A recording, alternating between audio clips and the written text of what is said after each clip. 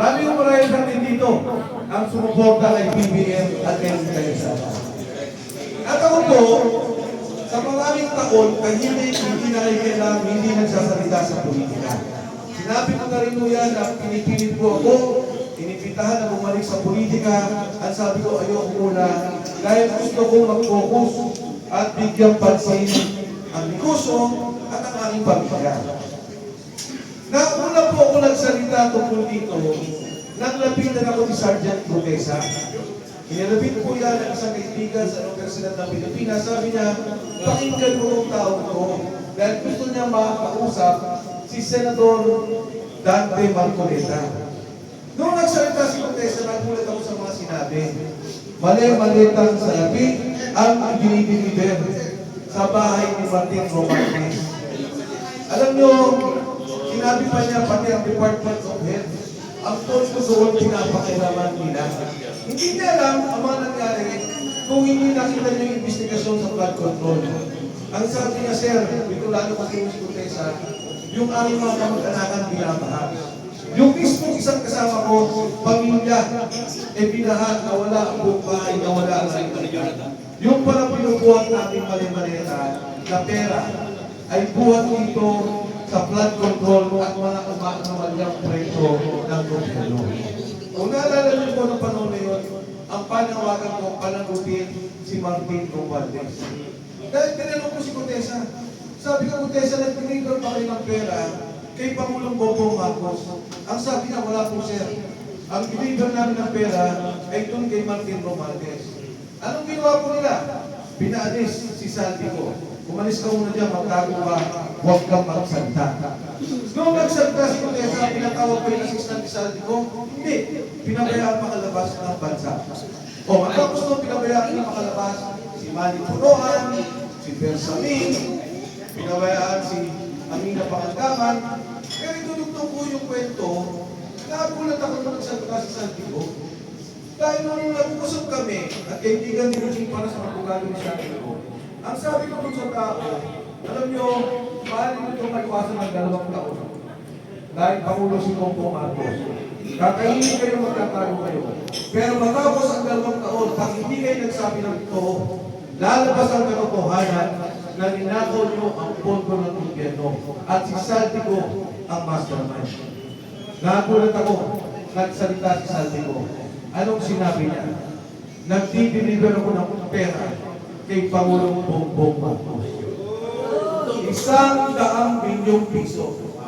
At magugulat po kayo, hindi lamang yung nakaraang taon. Magmula pa ng 2023, 2024, 2025, 100 milyong piso ang direkta na pupunta kay Bongbong Marcos. Ano ang sinabi sa kanya? May kota ka. 2 bilyon. Buwan-buwan i-deliver po. Ano ang nangyari sa mga proyekto natin? Nakita nyo, nandito tayo sa Ortigas. Nandiyan ang subway. Yan po, proyekto ng JICA. Dapat dyan may pondo tayong ilalaan para dyan at magbibigay ang Japanese government. Tapos dapat yan, ng 2028. Sinimulan niya ng panahon ni Pinoy, ipinlansya ng panahon ng Pangulong Duterte. Nakuha ang buong programa. Lalagyan lang nila ng pondo. Anong ginawa nila? Kinuha ang pondo ng subway, nilagay sa flood control. Noong nakaraang taon, PhilHealth, ang pondo 89 billion. Hindi yung pera ng gobyerno yan. Pera po natin yan, contribution. Ang ginawa ng Pangulong Duterte, ang sabi niya, kahit na ikaw ay senior citizen na wala ng pera, o kahit na ikaw mahirap, tutulungan ka na ng gobyerno maglalagay ng pera. Pero kayong mga empleyado, buwan-buwan, binabawasan ng pera natin para maglagay tayo sa PhilHealth. Kaya pera po natin yan. Anong ginawa? Ginawa ang pondo ng PhilHealth, inilagay sa pondo ng gobyerno, inilagay doon sa unallocated funds. Saan nilagay? Flood control project na po. Yung PDICO, pero din natin yung ibinabayad sa mga bangko. Bakit? Pagka po ang bangko nagsara, meron tayong nilagay na deposito, meron tayong insurance na pera dito. 107 billion. Hindi ho nila pera yan, hindi pera ng gobyerno. Kinuha ang pondo yan, saan nilagay? Sa flood control. Kaya ako, si Jun Esperon. Naanon. Si Jun Esperon, pinakilala ko. Kanina, Secretary of Defense, National Security Advisor. Ano pa? Chief of Staff. Chief of Staff, Armed Forces of the Philippines. Chief of Staff. Chief of Staff. Hindi, ito, sabi ko mas sabi ko, Jun Esperon, ano? Nagkamali ka. Sabi niya, bakit? Ang tagal mo sa kabinete. Umigit ko mo lang 12 taon. Kung nag-district engineer ka pala, biglo na ako. Ito po ang nangyayari sa kaya natin. Yung proyekto na sa may wala na. Pagkatapos ng 2020 siya matatapos. Yung North and South Railway, lalagyan ng pondo, wala na. Yung Mindanao Railway, mga taga-Mindanao po natin nandito. Ha? Dapat to may pondo yan. Saan punta? Wala na sa platform ko. Yung sa Iloilo, yung Panay Railway, wala na. Gibalas patay Gibalas Project.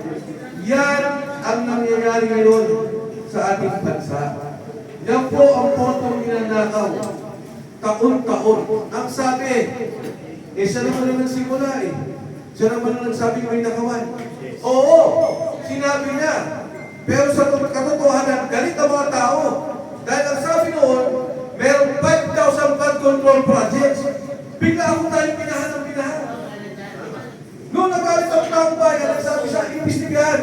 Ang hindi niya alam, babalik sa kanya ang investigasyon. Ang hindi niya alam, yung pondong ninakaw sa flood control, pumapasok pala sa bahay niya.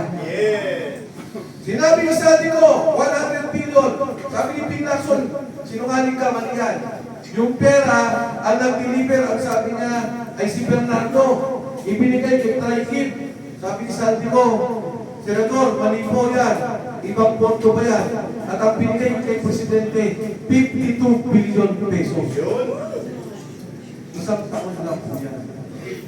Kaya po ako sa konsensya, pagkatapos ng mangyari kay Contessa, hindi na ako nanahimik. Si Contessa hanggang ngayon, kinuha nila. Nasa kanila. Nagsalita sa Senado, sabi ni Contessa, hindi ko na ako kailangan ng proteksyon ng DOJ. Ako na umpala sa sarili ko. Matapos po noon, binitain nila. Hanggang ngayon, kausap ko misis, at meron po kami prueba na binitain nila. Pinabaliktad na namin eh. Pumirma na ako na hindi totoo ang sinabi niya. At ang sabi po niya doon, pinanakuhan ko daw ang Titante Marcoleta ng pera para sabihin niya yung mga bagay na yun. Alam mo, sabi ko, okay na. Kahit bumaliktad na si Contessa, iba na yung sinabi niya, walang problema sa akin. Ang importante, palayain niyo yung tao. Dahil yung sundalo ko, siya ang pinaka hindi kumita. Siya ang walang interes. Nagpitpit lang ko ng pera. At nakita nito na mali pala yung ginawa ng mga panahon yun. Bakit na paparusahan ng gano'n? Bakit na tatakotin ang pamilya? Marami pa ho ang lalabas at magsasalita tungkol doon sa operahan. Ngayong araw lang ho, binigay sa akin ang listahan ng taong-taon na 100 piso na kinukuha mismo ng Office of the President. Mismo ng Pangulo. Iba pa yung flood control na pinag-usapan natin. Ito, direkta sa kanya. Yung 1 billion, iba pa ho yun. Ngayon lang ho natin nakita. Kaya ako nagpapasalamat sa inyo lahat na tayo hindi manahimik. At tayo ay kumilos. Tayong lahat magkaisa na kumilos at pag-resignin ang Pangulong ito.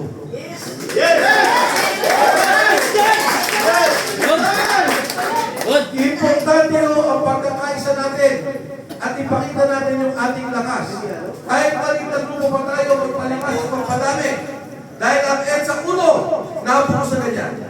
Ang sabi ng military, withdrawal of support. Nag-withdraw ang mga sundalo, nagbaliktaran at sumama sa mga nagpo-protesta. Nang EDSA 2, nandyan na po ako, sundalo, si General Esperon, ako po'y nasa Kongreso. Kongreso, ang sabi ng military, we will withdraw our support dahil wala nang negosyante. Nakikita nila ang problema ng ekonomiya. Wala nang mga taong gobyerno. Nakikita nila wala nang tiwala sa ating pamahalaan.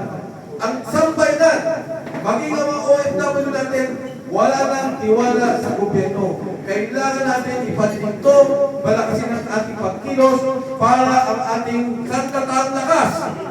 Ang mga negosyante, ang simbahan magsalita na. Bumaba ka na dyan! Kung nais mo may ayos! Ang simbahan ng Pilipinas. Sa inyo po lahat, sa pagkakaisa po natin, of course, kay Congressman Jing Palas. At si Congressman Jing, ayan po, ang ating pong tagapangulo. May gagawin po yan, si Congressman Jing. Samahan po natin. Baka ho, makulong tayo, pero huwag tayong matakot. I-surveillance tayo, huwag tayong matakot. Dahil pag hindi gagawin ni Kong Jing ang gagawin niya, kasama si Jun Esperon, kawawa ang kinabukasan ng ating mga kabataan. Pag hindi tayo kikilos para tanggalin ang Pangulong to, kawawa na ang sambayan ng Pilipino. Wala na ang pag-asa ang ating bansa. Ang dami nating pera. Ang dami nating resources. Agrikultura. O bakit mahal ang sibuyas na sabi ni Saldico? Kinontrol nila ang smuggling para sila kumita. Bakit ba yung sugar quota? Kinontrol dahil nung pagka ikaw mag-import, pupunta ka ng Department of Agriculture. Sindikato nila ang kumuha ng quota. Sila din ang nagparating ng asukal dito. Doble, triple presyo.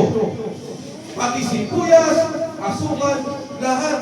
Magtataka ka Pilipinas, ang daming mga tanim. Pero ang Singapore, walang bukid, mas mura bilihin. Ang Malaysia, mas mura asukal, mas mura sibuyas. Ganitong klase ang nangyayari sa pamamahala ng ating bansa. Kawawa ang Pilipino. Gatasan po ang pondo natin. Gatasan tayo ng katrabaho. Kaya ngayong gabi, ngayong araw, at sa mga